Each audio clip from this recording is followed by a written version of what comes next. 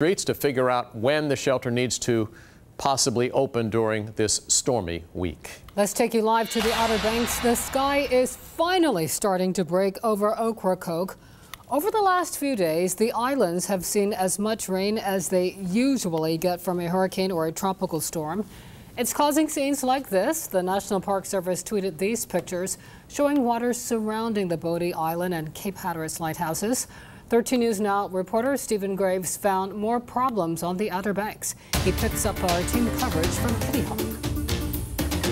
Here in Kitty Hawk, this is what vacationers are dealing with here. Water just sitting underneath homes. This is a rental here, and then you come across, you see it's going into the street. At times, visibility vanishes along NC 12 near Kitty Hawk.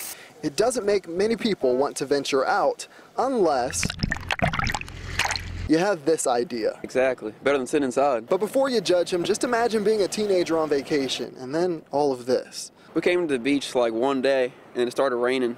We've been sitting inside for like 3 days now. The cottage next door has a really nice lake in the backyard. We're kind of developing a little one here. All the way up in Corova, folks are being told to stay inside. Take a look. Off-road areas look like rivers between homes. Officials there say they're waiting for pumps to come in.